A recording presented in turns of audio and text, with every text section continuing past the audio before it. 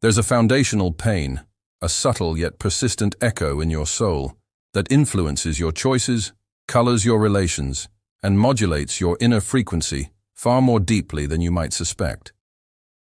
This resonance has a name: the mother wound. It's not limited to glaring absences or open conflicts. Often, it's born from the vast gap between the myth of unconditional maternal love, that instinctive, flawless protection we're often shown, and the reality, sometimes so different, of our own experience. Many have grown up with a mother who was physically present but emotionally distant, an elusive presence whose true warmth never reached the child's deep heart. Others knew the storm mother, herself overwhelmed by her own inner waves, unable to offer the secure lighthouse necessary for a young soul under construction. And what about that conditional love, doled out sparingly, only in exchange for conformity or achievements, leaving that indelible mark of feeling never enough? Today, we're going to dive together into the heart of this wound, not to dwell on it, but to draw from it a transformative strength. Carl Jung, with his profound wisdom of the human soul, offers us precious keys to illuminate these shadow areas, because to understand is already to begin to heal. Acknowledging this suffering, giving it a name, is the first step, the first act of courage on the path to liberation. You are not alone in feeling this. This inner overwhelm, this hypervigilance that makes you sense atmospheres like an ultra-sensitive radar, this diffuse anxiety when you feel like you are about to overflow, all of this is the language of a soul that has been marked an energy within you asking to be heard and realigned. The forms of this wound are many, ranging from the most obvious to the most insidious. There are the active wounds, those that scream their name and leave visible scars on the fabric of our being. Emotional abuse where words become weapons. Physical abuse which violates the integrity of the body.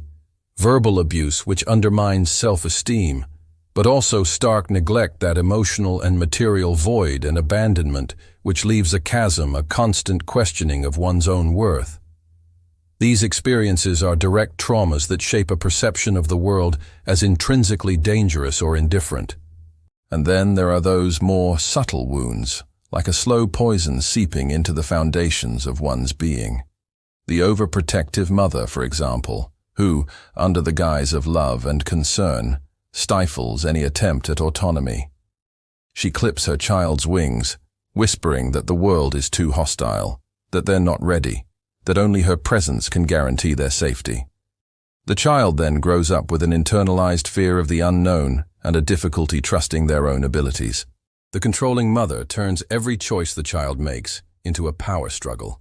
Every autonomous decision is perceived as rebellion or a questioning of her authority, keeping the child in a state of prolonged infantilization, even into adulthood. Her implicit message is, "You don't know what's good for you, only I do." There's also the hypercritical mother, whose gaze seems incapable of settling with satisfaction. Every effort is judged insufficient, every achievement minimized, every imperfection pointed out.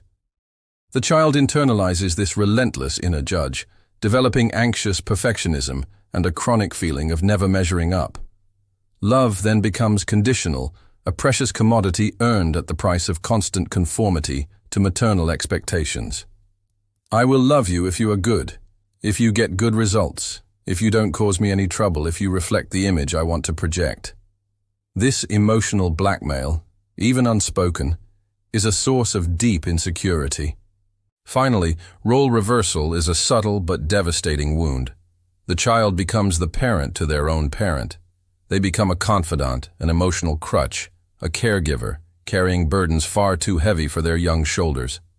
They learn that love means self-sacrifice, forgetting their own needs to soothe their mother's anxiety or fill her void. These dynamics create what Jung calls a mother complex, a powerful and often unconscious core of emotions, memories, beliefs, and perceptions related to the maternal figure. This complex acts like a filter, coloring our view of the world, ourselves, and our relationships, and it can be reactivated with surprising intensity by certain situations or people who carry its vibrational echo. So, in adulthood, the manifestations of this original wound are legion. We find ourselves constantly doubting. Trust in others becomes a besieged fortress, difficult to grant. Lack of self-confidence is a faithful shadow, a traveling companion whispering inadequacy.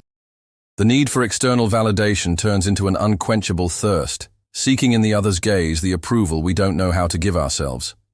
Saying no, setting a healthy boundary, is often accompanied by overwhelming guilt, because learning self-assertion was prevented, or even punished.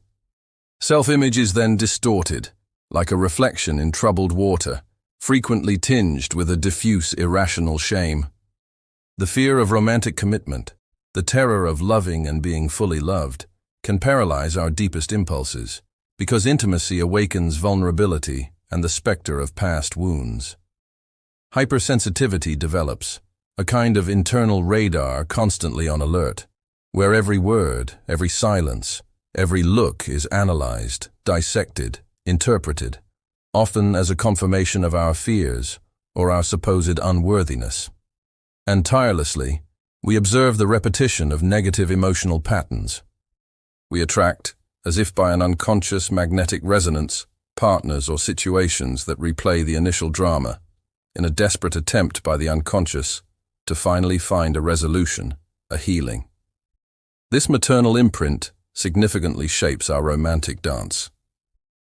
Carl Jung, with his illuminating concepts of the anima in men, their inner feminine part, their soul, and the animus in women, their inner masculine part, their spirit, shows us how our first and fundamental relationship with our mother, or primary maternal figure, profoundly influences the image we form of the ideal partner.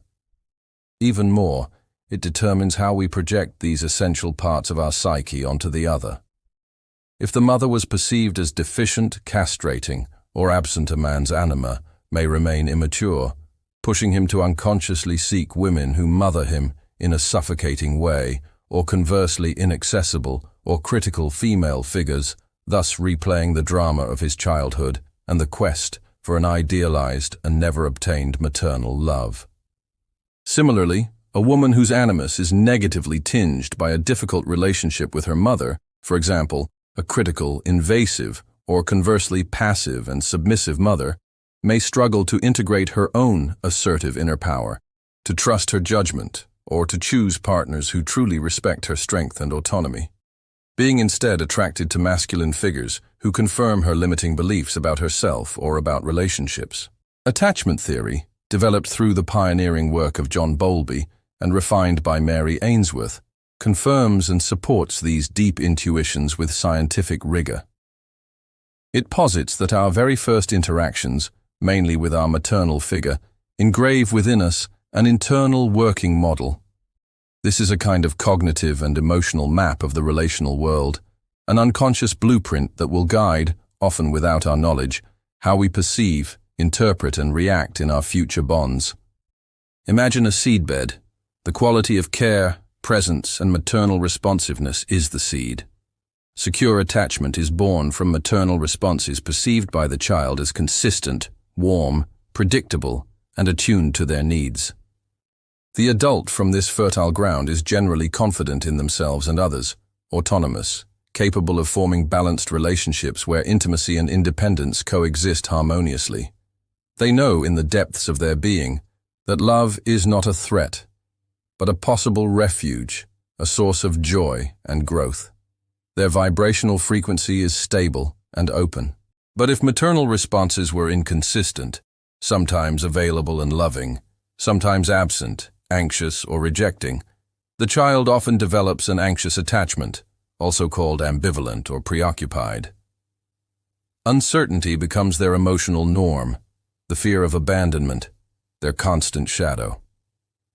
As an adult, they may exhibit marked emotional dependence, an almost constant need for reassurance and approval from their partner, a tendency to over-adapt, to deny their own needs so as not to risk losing the other. Their relationships are often experienced in a permanent oscillation between a hope for fusion and a devastating fear of separation. Their resonance is that of an internal alarm ready to go off.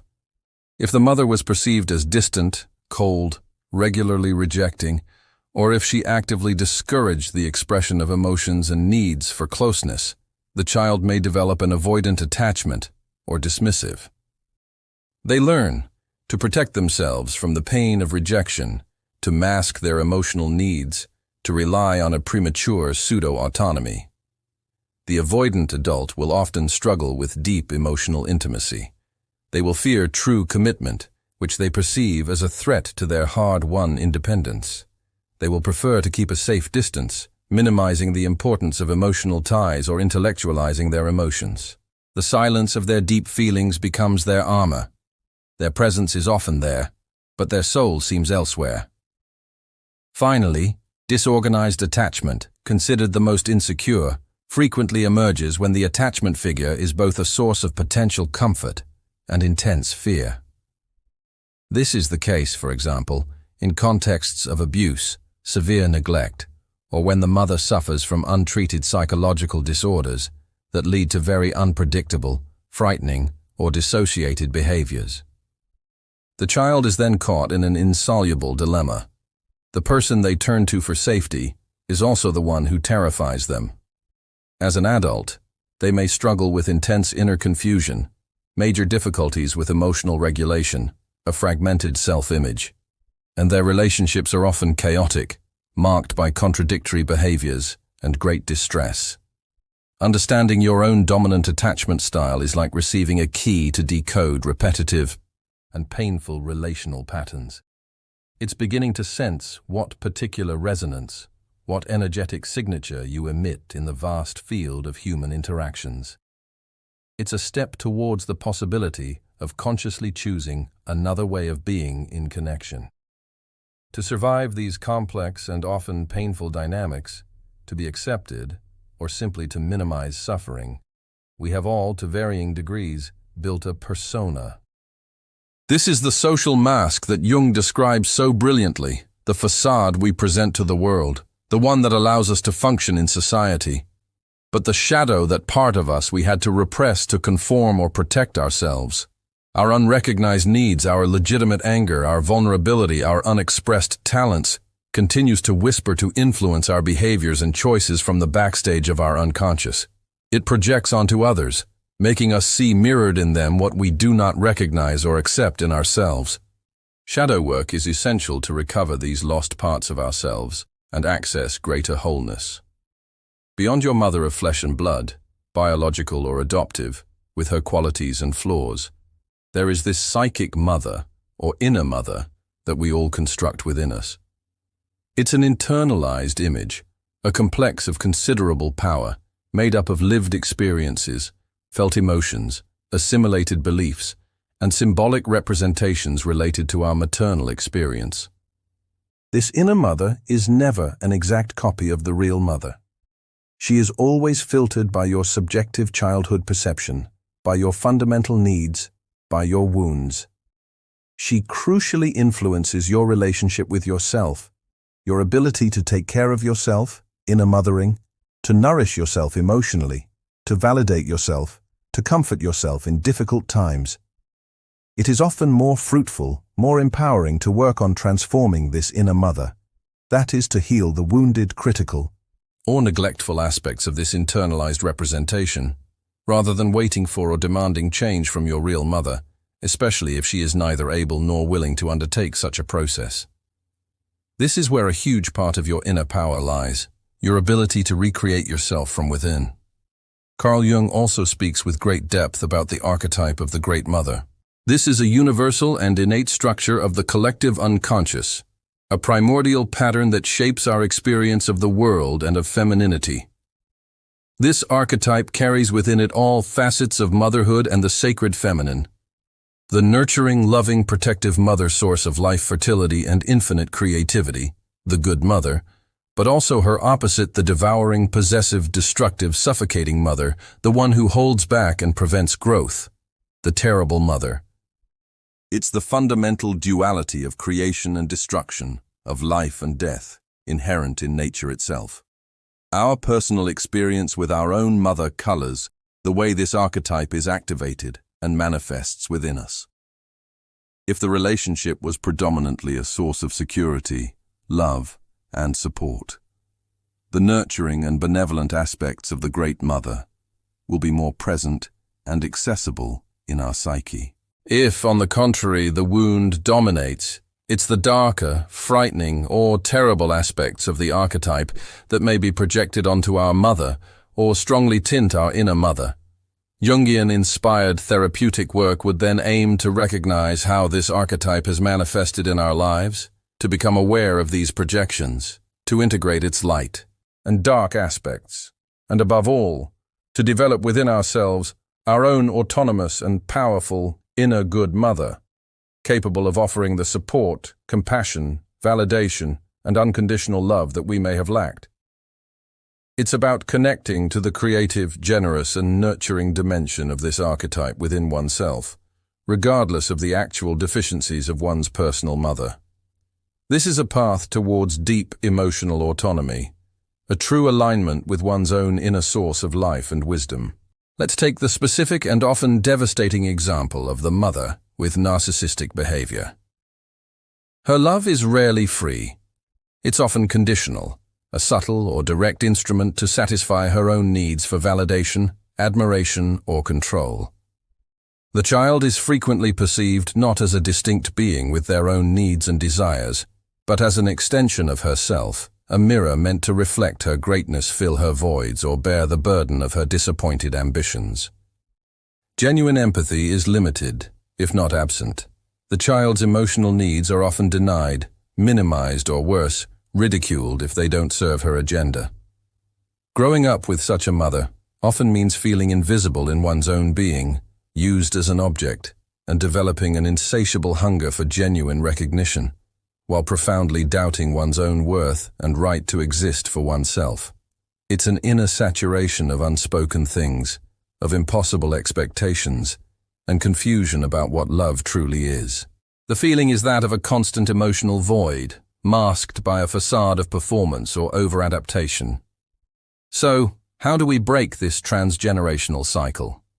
How do we avoid unconsciously but surely reproducing these same painful patterns with our own children, or replaying them indefinitely in our intimate relationships? The very first step, the foundation of all transformation, is awareness. Becoming aware of these mechanisms, their origin, their impact on our current life, is like turning on a light in a long, darkened room. It's an act of courage and sovereignty. It requires facing what hurts, what has been silenced. The healing process is a journey, an upward spiral, never a straight line. It will demand courage, perseverance, and above all, an immense dose of self-compassion. Welcoming your anger, if it arises, is sometimes not only a necessary but a healthy step.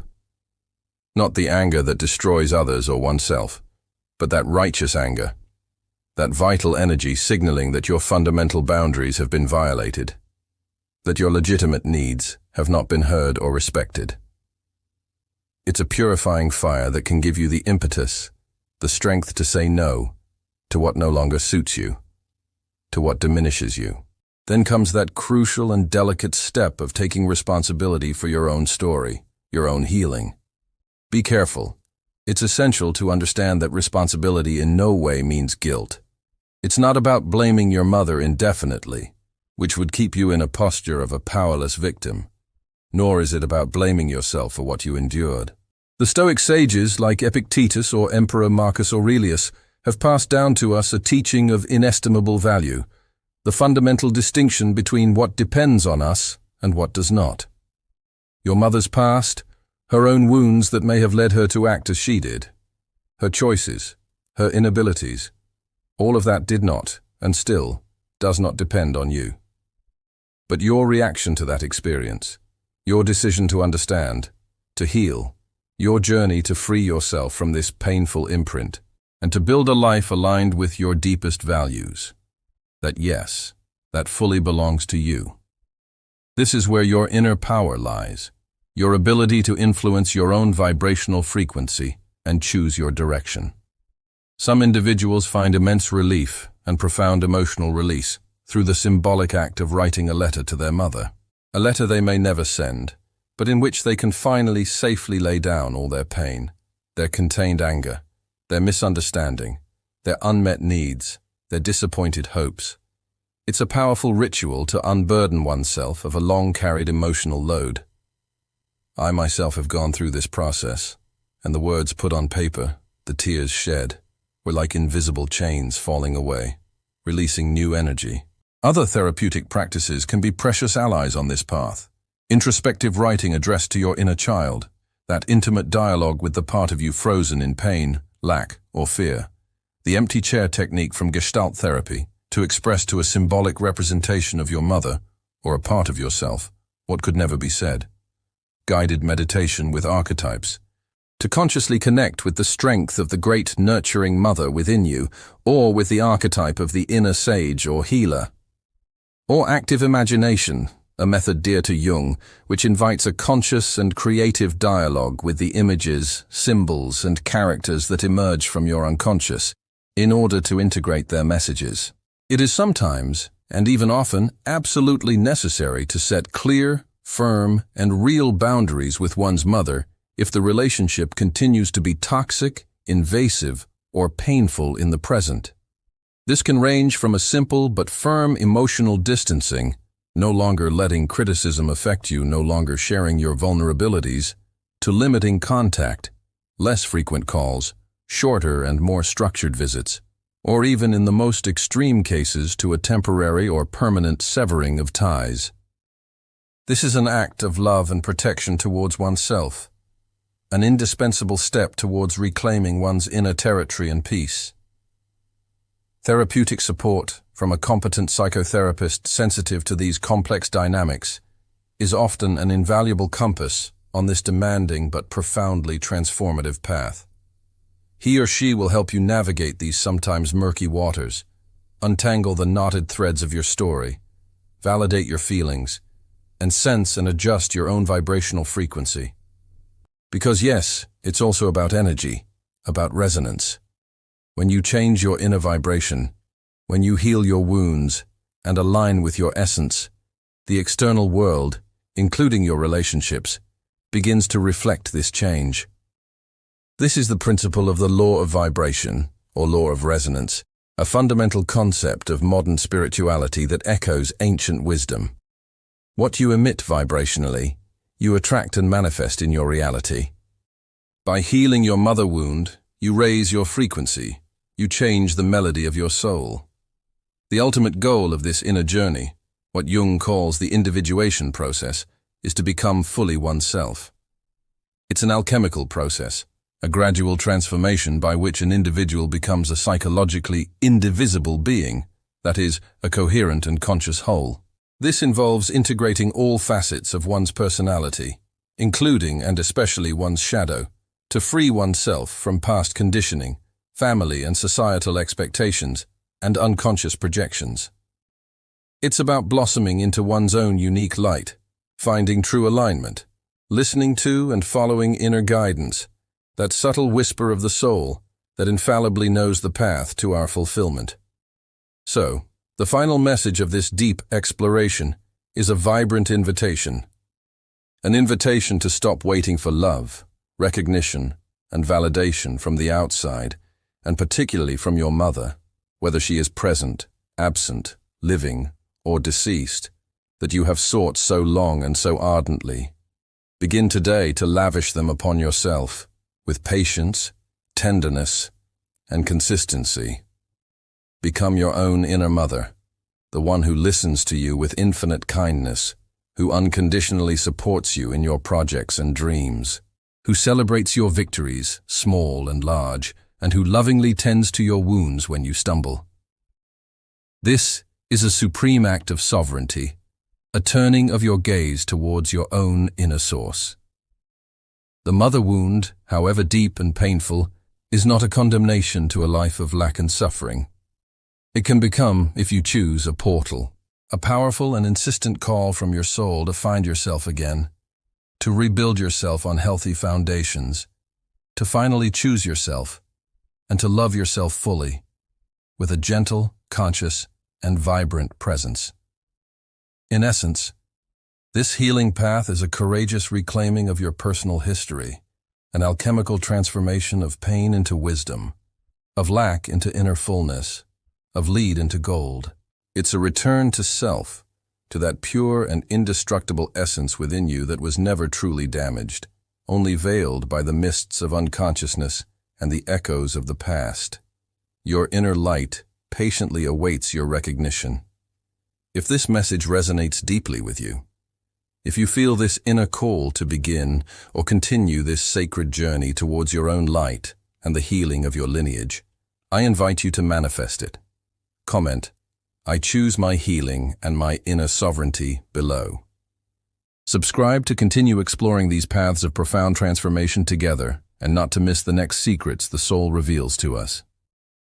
Share this spark of consciousness with those around you who may also be seeking this path of liberation and peace. Always remember this: the most powerful key to unlock the door to your healing is already within you. It's the whisper of your soul, your inner guidance, calling you with infinite patience to come home, to yourself. Listen to it. Trust it. It knows the exact frequency of your healing and your flourishing.